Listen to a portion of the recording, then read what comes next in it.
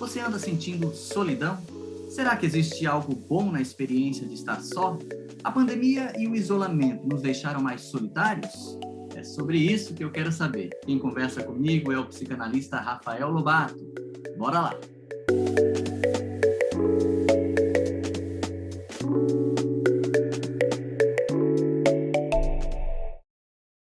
Rafael Lobato, muito obrigado por aceitar esse meu convite para falar desse tema, né? Dessa palavra, talvez, solidão, que tem sido tão pronunciada nos últimos tempos, tempos de isolamento, tempos de ultraconvivência, né?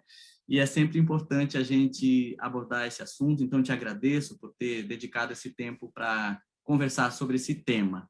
Para as pessoas te conhecerem um pouquinho melhor, né, saberem por que você está aqui. Você é psicólogo, psicanalista, tem mestrado em psicologia, e nós falávamos agora na abertura, antes de começar essa gravação, que você, de certa forma, tem aí uma experiência para falar sobre esse tema, né? Então, gostaria de cumprimentar, te saudar, e que você pudesse falar um pouquinho disso, se você quiser compartilhar. Sim, oi, Fábio. Eu que agradeço, né, esse momento para a gente conversar sobre esse tema.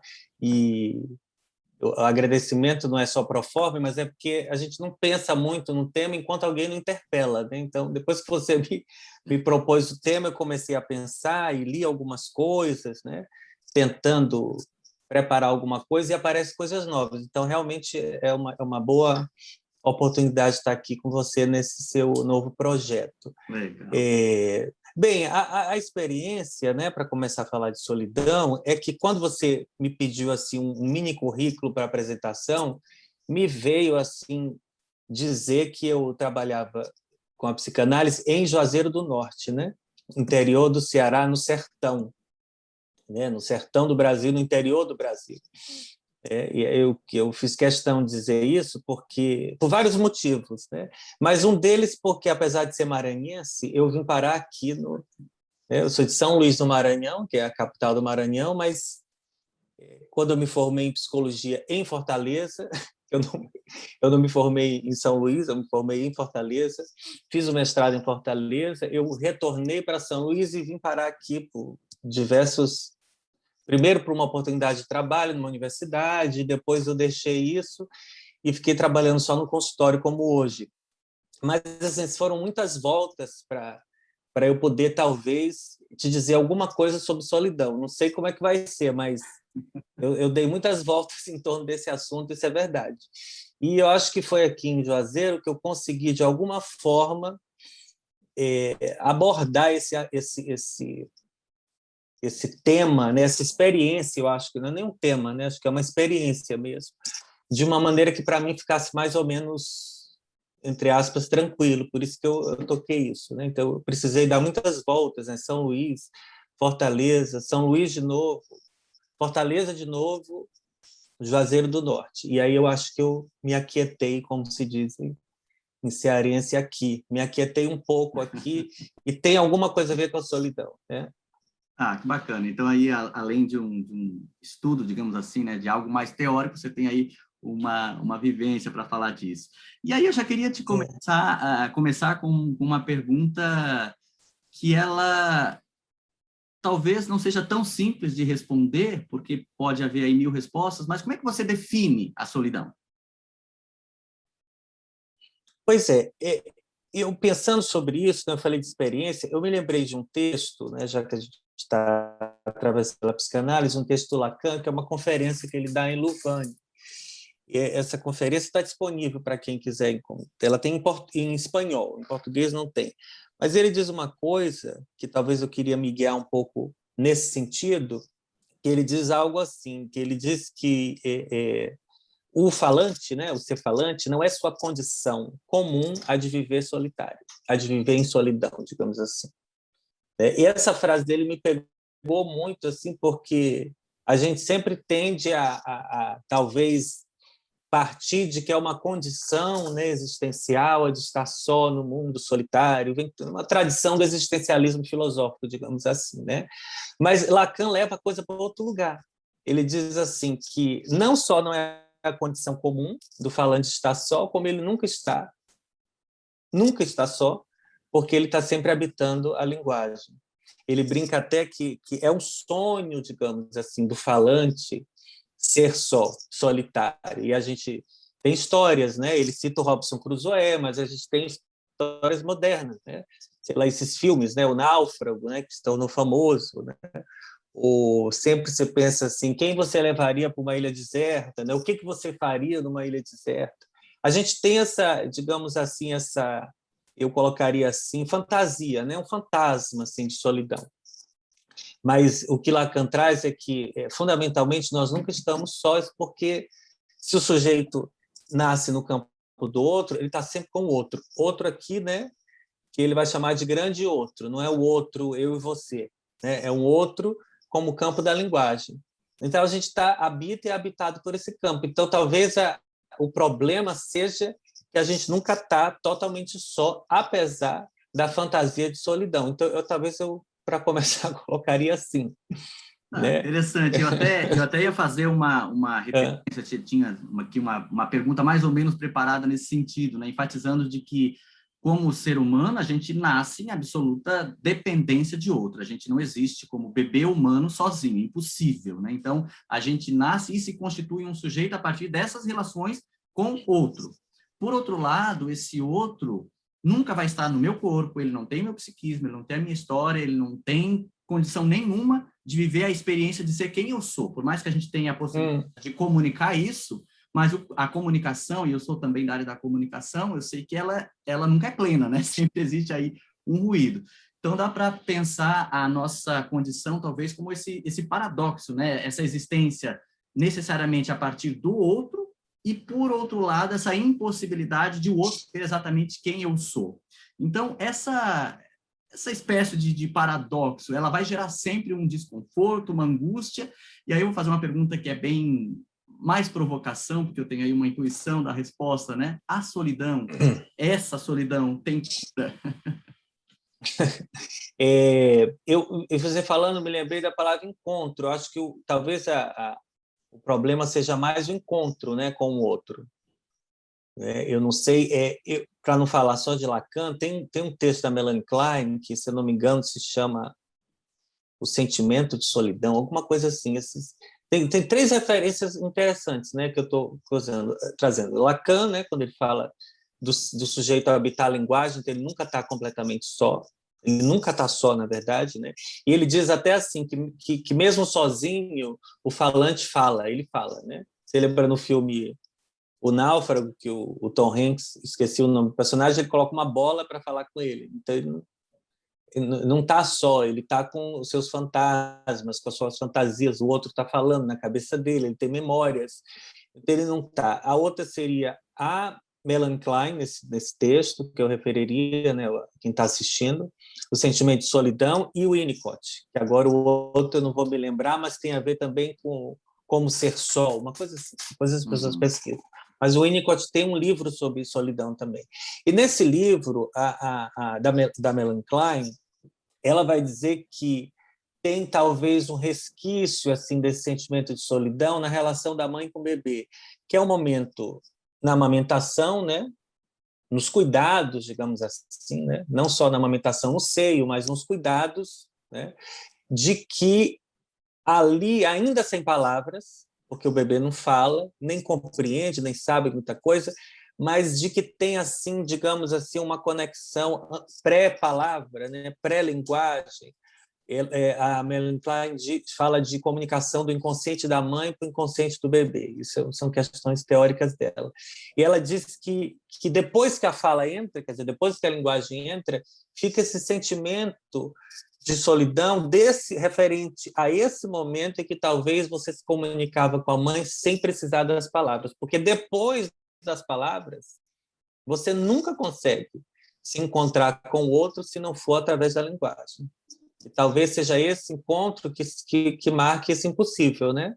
Porque não tem mais esse primeiro encontro sem as palavras. Esse primeiro encontro sem as palavras fica, digamos assim, num campo mitológico, né? Nunca existiu, na verdade, né? Mas a gente se remete a isso. Não sei se responde um pouco a sua questão, né?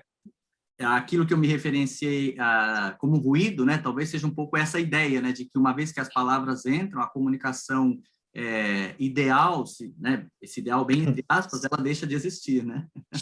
Isso, exatamente. Porque a gente é obrigado a passar pela linguagem. Essa que é a questão. Não é que a gente escolha isso. A gente é obrigado. Então, a gente só se encontra nesse campo né, do discurso, né, para trazer um pouco para a comunicação. Né? Então, a gente está enredado aí, não tem como sair. Depois que entra, não sai. Né? E, na verdade, a gente sempre esteve. Esse momento que Melanie Klein fala da mãe do bebê é mais, digamos assim, um mito, como o Édipo, né? Um mito, para dar conta de alguma coisa que poderia existir antes. Né? Mas, na verdade, nunca é, porque a própria mãe ela se relaciona com o bebê no discurso. Né? Então, esse que é um paradoxo, eu acho, pensar solidão, porque é como se a gente fosse dizer assim, nunca estivemos realmente sozinhos. Né? Como você mesmo disse, sozinho ninguém se cria. Uhum. Né? Uhum. Bom, então, resumindo, a gente pode dizer que cura, né? Claro que a cura aqui foi bem provocação. Cura, eu Psicanálise, esqueci. a gente não fala... Não, mas em psicanálise, né, geralmente a gente não fala essa palavra, como eu disse, foi provocação, mas é uma condição, digamos, incurável, né? É constitutiva. Pois é, mas é porque eu esqueci, mas bom você ter lembrado da cura. Eu lendo, né, antes desse momento, eu encontrei uma frase da Marguerite Duras, que é uma grande escritora francesa, que ela diz assim: a solidão não se encontra, se faz. Então, eu acho que o trabalho analítico, Fábio, me parece, assim, hoje, para mim, que a experiência de análise, ela coloca você confronta você com fazer essa solidão um pouco, digamos assim, abrir um pouco uma clareira no meio desse grande outro que a gente está colocado, né, da linguagem, e que talvez o problema não seja nem a solidão, mas a presença demais do outro com a gente. E a gente tem que fazer, talvez, um espaço assim de solidão. Não sei onde isso vai parar, mas talvez a cura fosse nessa direção, né? Fazer, né, essa solidão. Perspectiva. Interessante essa perspectiva, porque a gente sempre pensa um pouco na lógica de livrar-se da solidão, né? De ter isso, entendendo essa ideia de solidão como algo necessariamente negativo. Tem alguns autores, né, enfim, pensadores que falam do termo solitude como essa condição, e talvez entrar em contato com essa ideia de solitude pode ser muito benéfico, né, para o sujeito. Vamos falar mais disso. E eu queria trazer agora um pouco para o nosso tempo também, porque nós falamos aí de condição humana, né, atemporal. Mas você acha que a gente hoje vive tempos mais solitários, de pessoas mais solitárias? Isso é uma queixa comum? Isso aparece mais nos consultórios? Isso, pronto. É uma queixa muito comum. Eu não sei se mais solitário do que antes. Talvez a gente possa pensar isso aqui juntos, eu não sei. Se mais do que em outros tempos. O sujeito... Em termos de estrutura, talvez não. Porque a gente está aqui falando da estrutura, né? O sujeito com a mãe, não sei o quê. Isso é do discurso. Mas o campo do outro ele se altera, né? A cultura, a sociedade, né? A história tem uma coisa de uma historicidade aí. Então pode ser que estejam, mas as pessoas se reclamam mais disso, é um fato, né? Que estão sozinhas. Talvez esse fantasma da solidão, né? Ele esteja mais gritante, por incrível que pareça, porque a gente hoje em dia tem mais meios de se conectar do que antes. Né? Se pensar que fazer uma viagem antes era uma dificuldade, né? Pegar um trem, um navio. Dificilmente a gente se encontraria em tempos que não tivesse isso aqui, né? Eu e você. A gente não se conheceria, porque não chegaria seus amigos aos meus amigos aqui em Juazeiro do Norte. Né? Mas isso não faz com que as pessoas se sintam menos sozinhas. Esse que é um paradoxo, né? É como se... Sim, pois não, pode terminar, depois eu faço a pergunta. Não sei, é como se essas tantas possibilidades de conexão deixasse as pessoas baratinadas, entendeu? Porque ela pode começar a se relacionar com uma pessoa, sei lá, na China, no Nepal, se tiver internet lá, ela consegue. Né? E eu não sei, eu tenho a impressão que isso deixa as pessoas meio baratinadas, aí de volta aquilo, né? Que talvez essa presença excessiva, não sei. Daqui para o final da entrevista eu consigo articular isso. Né? Não, Essa presença excessiva do outro, talvez, não sei. Não, mas é ótima essa sua colocação, esse ponto. É. Eu ia tocar justamente na ideia da virtualização, porque hoje é mais fácil a conexão, pelo menos a virtual. Você tem rede social, você encontra grupos virtuais de todas as naturezas, né, todas as tribos possíveis. Você tem aí, sei lá, aplicativos de encontros, os famosos aplicativos de pegação, né, que é muito mais fácil hoje você encontrar alguém. Sim. Por outro lado, é muito fácil você bloquear, você cancelar. E aí, isso será que deixa as relações mais frágeis? E seria talvez essa fragilidade do mundo virtual algo que também estaria deixando as pessoas mais solitárias, ou você não vê dessa maneira? Eu acho que eu vejo o laço, né? Nesse mesmo texto que eu falei do Lacan, né, dessa conferência, ele fala do laço social, né? Ele diz que o discurso é o laço social, né? Uma forma de laço social. Então, existe a palavra conexão, né? Quer dizer, estou conectado aqui com você pela internet, se conectar no Wi-Fi, se conectar no aplicativo através de alguém. Eu não sei se laço e conexão é a mesma coisa. Tá? Talvez a gente possa separar, né? Porque esse laço social, né? Quer dizer, quando ele diz que não é comum que o ser falante seja solitário, é porque ele está no laço. Mas o laço não é uma coisa que é um nó. Quer dizer, é um laço que se faz e ele também se desfaz. Né? Então, um laço sempre me vem uma coisa muito sutil, né? E ao mesmo tempo frágil e delicada. Né? É um laço social. E hoje me parece que nesse afã, né, da conexão, ou a gente está muito amarrado no outro, né, conectado, ou a gente está solto. Você falou do bloquear e do cancelar, né? Ou a gente ama aquele personagem porque ele só diz coisas maravilhosas, mas se ele escapole um pouco, ele é cancelado. Né, para a história da cultura do cancelamento, né? Ou a gente bloqueia porque a pessoa disse uma coisa que a gente achou inaceitável. Né? Então, eu não sei se isso é laço. Então, talvez isso quebre um pouco esse pensamento assim de que as comunicações, os meios de comunicações, o avanço da internet configura algum progresso. Por um lado é progresso, por outro não, porque a gente acha que isso é um laço e talvez pode ser uma conexão, né? Porque as pessoas, apesar de tudo, elas querem se conectar. É isso que eu escuto no consultório, né? É que, apesar de tudo, as pessoas continuam querendo se conectar, né? Continuam querendo se relacionar. Eu acho que isso nunca mudou, né? A gente falando dessa ideia de virtualidade, me veio uma questão que também, hoje é muito comum, né? Acho que já até foi mais, já existe uma discussão aí, um amadurecimento da ideia, mas de uma exposição, vamos falar de redes sociais, muito idealizada. Então, como eu me apresento, não necessariamente é como eu sou.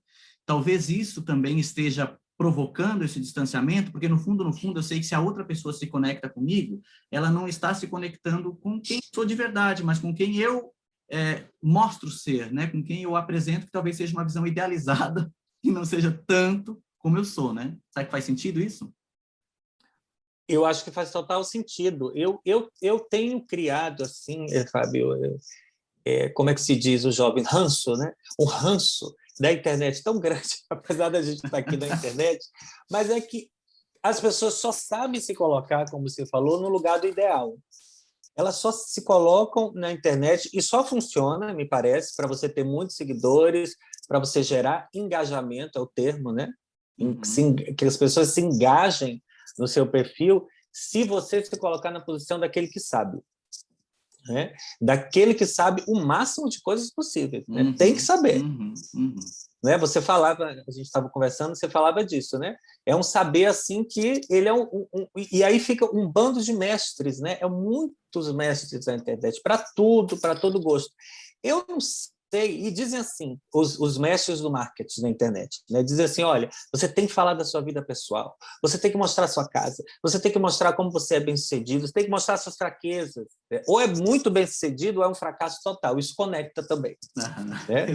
É um fracasso total, é a minoria das minorias, né? Tem gente que é todas as minorias em um só, e o outro é o sucesso, né, total. E isso conecta, porque diz que as pessoas se conectam a pessoas, mas eu não sei se isso são pessoas, como você mesmo disse, né? Não sei se são pessoas, é um ideal que as pessoas... A gente é aspirado pelo ideal, aí é que tá. O sujeito é aspirado pelo ideal, ele gosta do ideal, né? Mas Ele no fundo, precisa do ideal. Mas, no fundo, a gente é de tudo um pouco, né? A gente tem alguns aspectos que talvez possam ser realmente interessantes, mas a gente tem as nossas mazelas pessoais, as nossas questões, então essa ambivalência é extremamente comum, só que ela muitas vezes não aparece, aparece um personagem construído nas redes, né? É porque a gente não sabe, Fábio, por que a gente se conecta a alguém. Aí é outro ponto. A gente não sabe. Os marqueteiros dizem, né? O povo do mal, as pessoas se conectam a pessoas. Mas, se a gente for levar a psicanálise a sério, pelo menos pelo ensino de Lacan, o sujeito se conecta não é a um outro sujeito. Aí é que está. Ele se conecta a um objeto, e o objeto é solitário. O objeto é só. Aí é que está. Eu acho que, para Lacan, a solidão é muito mais do objeto do que do sujeito. Tá? Isso é uma questão, talvez, a ser elaborada depois. Mas é mais do objeto, quem comanda a experiência aí de desejo para Lacan não é o sujeito, é o objeto. Então, a gente não sabe de que modo esse outro recobre, ou esse objeto é recobrido por esse outro, né? Recoberto pelo outro, e a gente não sabe. Eu não sei porque eu posso vir a me interessar por você. Você talvez possa vir saber depois. Né? Então, isso talvez quebra um pouco essa coisa da pessoa achar, né, que ele sabe chegar um influencer, né, para usar o termo de hoje, né, um influencer que tem milhões de seguidores. Aí ele vai ensinar os outros como é que faz para ter milhões de seguidores, mas ele, necessariamente ele não sabe como ele fez isso. Pode ser que seja um traço ali dele, né, um brilho ali qualquer, que é do objeto e não dele. Você está entendendo? Desloca um pouco a característica, que eu acho que isso tem a ver com, talvez, a função do analista, por exemplo, de um psicanalista. Né? Desloca um pouco da pessoa, né? Da pessoa do analista, de suas características, de sua beleza, de sua feiura, de suas capacidades, para o que o objeto comanda da experiência. Perfeito. Não sei se é uma coisa assim. Não, ótimo, dá para refletir muito sobre isso, né? Eu quero avançar num ponto falando do nosso tempo, que tem a ver com a ideia de competição, né? A gente vive aí um tempo de competição, de individualismo e competição. Será que isso também está nos tornando mais solitários? Porque, em vez de fazer laço, muitas vezes eu tenho que ganhar do outro, superar o outro. Exato. Eu acho que sim, justamente porque a gente é levado por características do tempo, como você está dizendo, né? Individualismo exacerbado, né? Principalmente, né? Uma ideia de indivíduo que toma, né? A nossa cultura, né? Que é o indivíduo se funda em si mesmo. Tem muito isso, né? Assim, é ele que trabalha, é ele que é o self-made man, né? Ele que se faz. Eu acho que isso leva as pessoas a acreditarem muito na pessoa de si, na pessoa, né? Acreditam demais, cada dia mais, de que a pessoa é atraente, né? Quando, na verdade, eu falava da causa do desejo, não está na pessoa, necessariamente. Né? Então, talvez isso explique um pouco esse termo narcisismo, né? Que está muito... Se fala muito, né? A pessoa é narcísica, eu acho que é a pessoa que acredita muito na própria pessoa, em si mesma, na imagem que ela construiu de si, na imagem que os outros fazem dela, né? Nos elogios, né? Eu acho que tem uma dinâmica de reconhecimento, né? Que é aí sim, voltando à solidão, né? É um anseio nosso de ser reconhecido, claro, né? Porque você não sabe de si enquanto o outro não lhe diz alguma coisa. Isso também é estrutural. Mas isso também pode entrar no curto-circuito, sabe? Numa loucura, numa maluquice por reconhecimento que a gente vive hoje, né? Então, você vai postar esse vídeo aqui na internet e, se tiver poucas curtidas, pode ser que você fique decepcionado, porque não veio nada do outro nesse campo. Então, eu acho que a internet, com essa coisa de curtida, compartilhamento, ela acirra muito Você falou em competição, né? Eu acho que ela acirra muito, ela problematiza um pouco essa dinâmica de reconhecimento, né? A gente quase que faz de tudo para ser reconhecido, né? É como eu vejo hoje os TikToks da vida, né? Reels do Instagram. As pessoas fazem, sabe, literalmente de tudo para serem reconhecidas. De tudo. Tudo mesmo. Às vezes fica um pouco ridículo, né? Tem de tudo. Para fechar um pouco esse bloco dessa nossa conversa de solidão relacionada aos nossos tempos, né? A gente também assiste aí a cultura do excesso, né? Excesso de compromisso, tarefa, até excesso de lazer, às vezes, né? A própria ideia de consumismo, essa relação com muitos e muitos e muitos objetos. Talvez isso pode estar maquiando a nossa falta de condição ou de capacidade de lidar com o vazio, com aquilo que é característico da solidão, ou, para usar aquele termo que falamos há pouco, da solitude? Eu acho que sim, a gente escapa de fazer a solidão, né? De fazer a própria solidão. Porque esse fazer a solidão não tem nada a ver com evitar o encontro com o outro, não. Isso continua colocado, né? Quer dizer, a minha solidão pode encontrar a sua solidão, tá tudo, né? A gente quer isso aí, né? A gente quer se encontrar com o outro. Mas eu tenho para mim que assim tem alguma coisa. O Winnicott fala disso, né? Daquele livro que eu falei, né? Da importância da solidão para a imaginação da criança. Ele está falando da criança, né? Para a criatividade, para a criação, para a inteligência, para o pensamento, né? Tem muita coisa que a gente precisa de um espaço de solidão, né? E você colocou muito bem. Talvez a gente podia até deslocar um pouco, né? Para o vazio, né? Que você falou, uma produção de um vazio, um pouco, né? Então, vazio, né, no excesso de comunicação, vazio no excesso de consumo, né? Digamos assim, lacaniamente, diríamos furar, né? Fazer um furo um pouco no tanto de coisa que a gente acha que precisa para viver, né? Para viver, né? Principalmente, eu penso muito no excesso de comunicação. A gente vive praticamente atacado o tempo inteiro, né? O WhatsApp ele não deixa a gente sozinho, né? Não deixa. Se você ficar o dia inteiro tem notificações, tem grupos, tem notícias. As notícias chegam muito rápido e dá a impressão para a gente que o mundo está girando muito rápido. As pessoas falam muito isso no consultório, né? O tempo passa muito rápido, mas eu acho que não é que o tempo passa rápido, é que as notícias chegam rápido demais. Na comunicação, alguns autores usam a expressão, né, desinformação funcional. É tanta informação que, no fim das contas, eu não me apego a nenhum tipo de assunto, eu não aprofundo em nada, e aí eu sei menos se eu me dedicasse a 1, 2, 3 assuntos, né? Exatamente, Então, uma coisa que alguém diz lá em Brasília, que você, em outro tempo, demoraria 3 dias para chegar aqui, por meio de um artigo de jornal, você sabe na mesma hora. Né? Uma pessoa morre e você sabe na mesma hora. Então, eu acho que cada dia mais, eu penso, isso foi algo que eu tentei praticar durante a pandemia, né? De momentos de cultivar um pouco o vazio. Né? Bem, já tem muita coisa dentro da minha cabeça, eu posso viver com isso que está aqui dentro.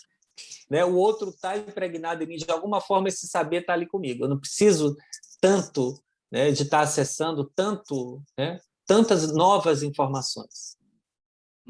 Então, eu concordo com você. Eu acho que cultivar esse espaço de vazio, né, eu acho que é fundamental. É fundamental para a saúde até, eu acho. Perfeito, perfeito. E vamos falar agora, partindo um pouco para essa ideia que existe aí, né, que é muito corrente, sempre foi, em tempos da história um pouco mais, a ideia do amor romântico, como se houvesse alguém capaz de completar o outro, né? Então, a ideia do amor romântico.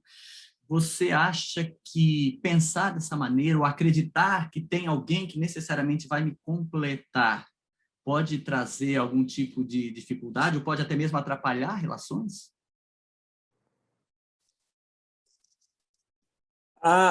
Acho que sim. eu falei da Melanie Klein no início, né? Que ela disse que é como se ela dissesse assim: a única pessoa que poderia me compreender sem palavras seria essa mãe mítica, não é nem a mãe, né? Mas essa mãe que amamenta o bebê, essa cena, né? Vamos botar assim, né? Tem uma cena, a mãe amamenta o bebê está ali no momento assim de uma felicidade, né? Quase que sem intermediações. É ela, é a mãe e o bebê, só eles dois sabem daquilo ali, ninguém sabe, sem palavras, mítico. Então, eu diria que talvez assim, esse par romântico ideal seria esse que iria me compreender sem eu me esforçar muito, iria me amar sem que eu me fizesse amado. Eu, eu noto muito isso, né? Às vezes, muita gente chega ao consultório, né, se reclamando disso, porque no fundo, algumas pessoas se acham muito amáveis, né? Como é que pode o outro não percebe como eu sou legal, como eu sou inteligente, como eu sou bonito, né? E se fazer amar, que é uma tarefa, eu acho, importantíssima, e às vezes tem gente que não quer fazer, né? Eu quero ser amado só pelo que eu sou, né? Por que alguém não me ama exatamente pelo que eu sou? Eu acho que isso aí é o amor romântico, alimentado pela indústria cinematográfica, pela literatura, pelo nosso mundo ocidental, né? Alimentou esse parceiro que iria nos amar só porque nós somos. Pronto, acho que o romântico é isso, né? E quanto que eu penso que no amor, né? Por isso que eu falei do início, né? De fazer a solidão, e como que talvez eu aqui, né? Em tantas essas andanças, eu tive que me confrontar com essa experiência de se fazer amar. Não é o outro não tem que amar você só porque você é. Às vezes requer um esforço da sua parte também. Um esforço. Mas aí sai do amor romântico totalmente, eu acho. Sai disso.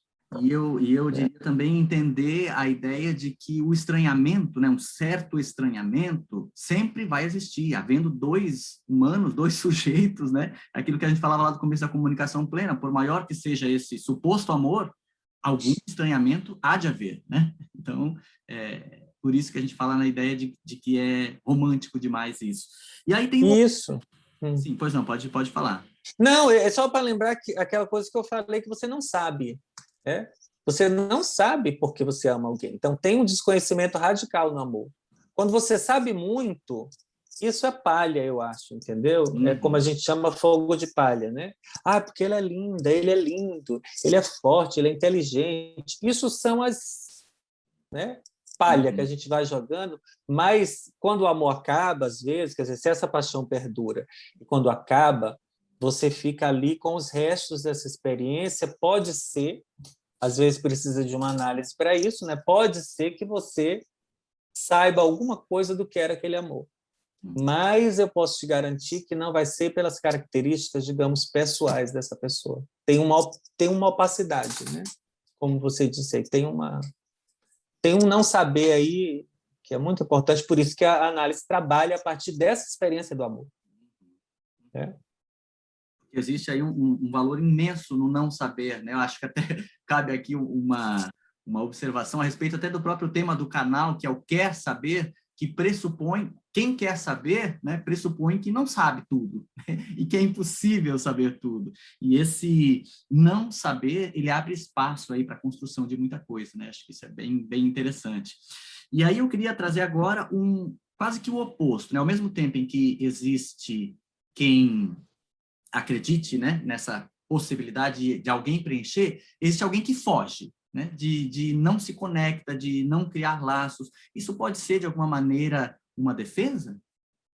Ou quer dizer uma outra coisa, talvez? Eu acho que as duas se complementam, né? Porque eu hoje acredito, pode ser que daqui a alguns anos eu mude esse pensamento, mas eu acredito que de alguma forma, você precisa passar pelo amor para saber alguma coisa de si. Eu disse passar pelo amor porque, necessariamente, pode não ser um amor a um parceiro ou uma parceira, né? Tem vários tipos de amor. Mas a gente precisa passar pelo amor para saber algo de si. Você não sabe algo de si sozinho. Uhum. Porque o objeto, né, você precisa, né, colocar esse objeto no outro para que você coloque em movimento essa experiência de saber. Né? Então, eu penso que tem gente que foge mesmo, né, porque se relacionar com outra pessoa vai forçar você a saber alguma coisa sobre si, como é que você ama, o que você é capaz de fazer por amor. A gente não sabe enquanto não ama, não é assim? A gente Exatamente. fala do outro, ri da cara do outro, meu Deus, olha o que ele fez, olha o que ela fez, quanto ciúme, para que isso? Como pode ter matado? Como pode ter se suicidado? Mas é porque se você nunca amou, você não pode nem alcançar. Uhum. Por que algumas pessoas fazem isso? Se você não sabe até onde você pode ser levado no amor, né? Que você, o quanto você pode se fazer desaparecer por causa do objeto que você ama, né? Uhum. E como isso tem a ver com os ideais que a gente tem, né? Sobre nós e sobre o outro. Então, eu acho que as pessoas, a gente foge mesmo. Acho que a gente foge, né? A gente demora, né? O amor, eu acho que é uma coisa muito difícil, entendeu, Fábio? Em que sentido? Não se chega a ele assim de maneira trivial, né? Você falava no começo, né? As pessoas se relacionam muito hoje, né? Tem muito aplicativo de namoro e pegação, como você disse, tem muito. Mas não se pode dizer exatamente que as pessoas estão amando mais porque elas saem com mais pessoas. Isso também pode ser uma fuga, né? Você desliza de um ao Entre outro, vários. né? Você passa de um para o outro muito rapidamente, você nem sabe, né? O que se passou ali, o que aconteceu, né?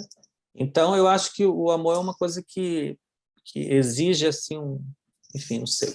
Agora, tem gente que é mais tomada do que outros, eu acho, pelo amor. Né? Tem gente que vive a vida inteira nessa experiência amorosa apaixonada, né? Mais do que outros, mas tem. E para algumas pessoas, essa experiência pode ser muito devastadora.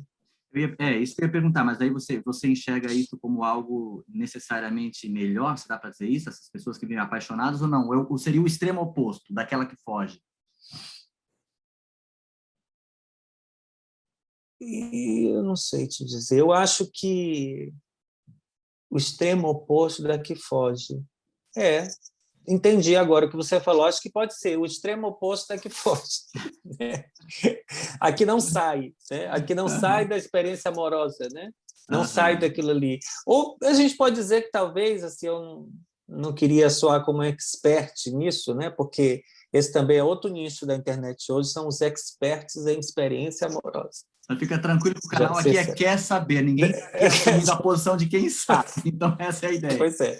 Então, eu não sei direito, mas eu tenho para mim que você tem razão, né? Que são pessoas que ficam num ponto, talvez, da experiência amorosa, que eu acho que tem vários pontos, né? Uhum, uhum. Então, seria, digamos, um tipo de fuga, né? Porque ele nunca sai, porque tem a perda também do amor, aí é que está, né?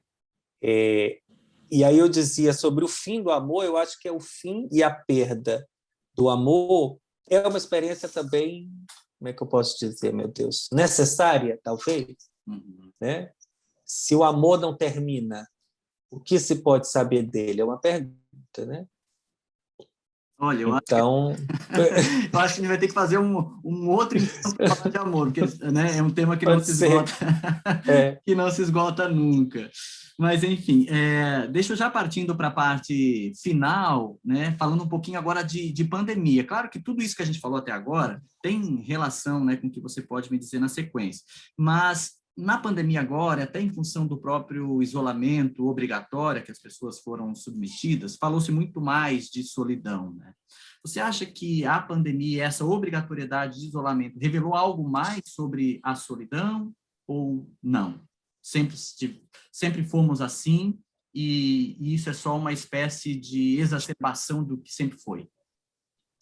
eu vou pegar por um aspecto disso, que é aquela frase do início do Lacan, que não é para o sujeito, não é sua condição comum a de viver solitário. Então, eu acho que a pandemia esgaçou isso. Assim. Não é a nossa condição comum viver isolados dos outros. É? A gente não nasceu para isso, digamos assim. Ao mesmo tempo, eu acho que a pandemia mostrou que o laço social ele se sustenta por outras vias. Né? A gente foi dando jeitos aí de sustentar isso, mas eu suspeito, sabe, que a questão da presença ela ainda vai aparecer de várias formas ainda nos anos vindouros. Né? Eu digo porque a própria psicanálise, os analistas, psicólogos se debruçaram demais sobre isso, né? O que é realmente estar na presença do outro, né? O que a presença física tem a ver com isso, o corpo, né? O que o corpo tem a ver com isso, até porque eu ia dizer, tem paralelo ao isolamento, a hiperconvivência, né? Porque pessoas que talvez ficassem menos tempo juntas, passaram a ficar extremamente juntas muito tempo. Isso também foi sufocante para muita gente. Né? Isso, exatamente. Então, o que é esse encontro? Né? Eu acho que a gente falou de laço, conexão. Encontro, eu acho que é uma palavra boa. Né? Que é o que a gente fala muito na pandemia. Né? Eu queria tanto voltar a me encontrar com as pessoas, né? A gente está conversando aqui, mas de repente você fica amigo da pessoa e diz, vamos se encontrar um dia, né? As próprias relações virtuais, para quem é um pouco mais velho e viu o começo disso, né? Começo de chat, né? MSNs, não sei o quê, conexões, né? Aplicativos de paquera, isso sempre remete ao encontro, eu acho, né? Sempre remete ao encontro. Vamos se encontrar. A gente se conhece aqui, mas vai se encontrar. Então, eu acho que a pandemia mostrou primeiro isso, que a gente não vive bem sozinho, a gente não vive bem isolado, né? Que nenhum ser humano é uma ilha. Quer dizer, não existe essa de que o indivíduo se salva sozinho. Né? Inclusive, essa é uma frase que eu achei muito interessante, do próprio Papa. O Papa Francisco, ano passado, disse essa frase. Ele disse, ninguém se salva sozinho. Quer dizer, a liberdade, a salvação, o saber passa necessariamente pelo outro. Né? Então, essa frase, para mim, dele é muito, muito paradigmática. Então, eu acho que a pandemia mostrou isso, porque se só eu faço isolamento e todo mundo sai na rua, que efeito tem? Nenhum. Então, o isolamento social precisa ser coletivo, começa por aí. Né? Então, eu acho que a pandemia, talvez, ela força uma discussão ética que a gente não viu que não estava preparado. Essa que é a questão. Porque cada um pensa que, bem, eu preciso me isolar porque eu tenho medo. O outro pensa, não, eu preciso sair porque eu não aguento ficar sozinho. Eu não aguento usar máscara. Quer dizer, eu acho que a pandemia coloca questões éticas fundamentais sobre a convivência, que cai nesse tema de hoje, eu acho, que a gente está falando. Né? Da solidão, da decisão, do desejo. Né? São coisas que a gente tende a pensar como questões puramente individuais, né? Eu decido isso sozinho, né? Na minha solidão eu decido, eu cuido disso, da minha vida, mas a gente percebeu na pandemia que o meu desejo e os meus atos ele tem repercussões na sua vida, aí onde você está. Não é? Então, eu acho que ela faz a gente revirar um pouquinho como tomar a questão da solidão. Né? Não sei se eu consegui passar, né? Eu acho que me faz muito pensar nisso. Né? Perfeito. Eu ia até te colocar uma última pergunta, mas eu já nem vejo como necessária, porque você já abordou isso. Né? O que nós poderíamos aprender com toda essa experiência, seja ela de isolamento e solidão, seja ela de hiperconvivência, né? Porque ninguém está escapando disso nesse momento. E algo a gente precisa fazer, precisa trabalhar em cima disso, né? Assumir a posição de sujeito em cima disso, e não apenas de objeto. Né? A hiperconvivência, se você permite dizer, é um tema interessante porque não precisa que você tenha outras pessoas em casa para que ela se imponha. Porque eu conheço pessoas que moram só e ficaram sozinhas durante a pandemia, mas que estão sofrendo de hiperconvivência. Né? Porque você vê que é muito mais fácil que as pessoas acessem a gente o dia inteiro Você não conversava com um amigo o dia inteiro antes de celular grudar na nossa mão.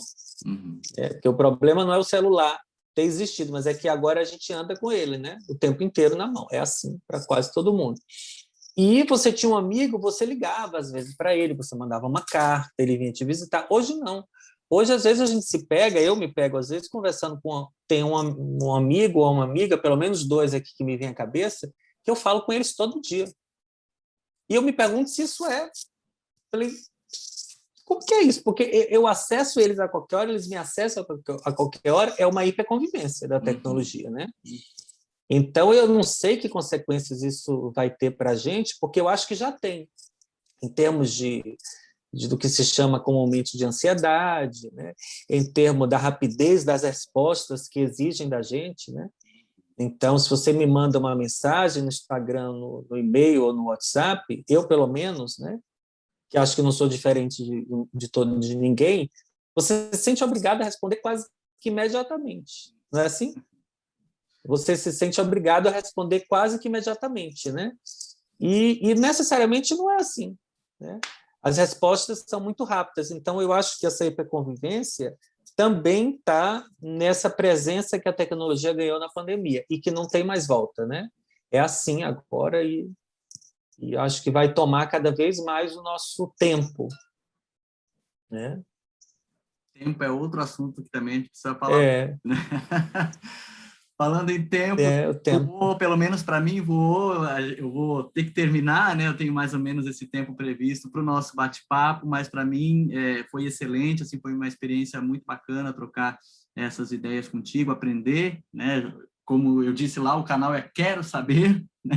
Essa experiência de aprender sempre um pouco mais sobre um assunto. Então, mais uma vez, eu quero agradecer a oportunidade de ter conversado contigo sobre esse assunto e tenho certeza que muita gente vai poder tirar elementos interessantes para refletir sobre esse tema. Sim, eu também te agradeço, porque, como eu disse, né, a gente precisa do outro até para falar, né? Falar sozinho, apesar da gente falar sozinho, mas não é muito legal. Então, eu agradeço muito, esse tema me interessa e eu te desejo assim, muito sucesso nesse teu projeto. Eu acho que, enfim, são lugares de não saber no saber, você falou, né? Então, acho que está precisando. Eu te agradeço muito. Foi bom para mim também. Tá ótimo. Obrigado mais uma vez e um grande abraço.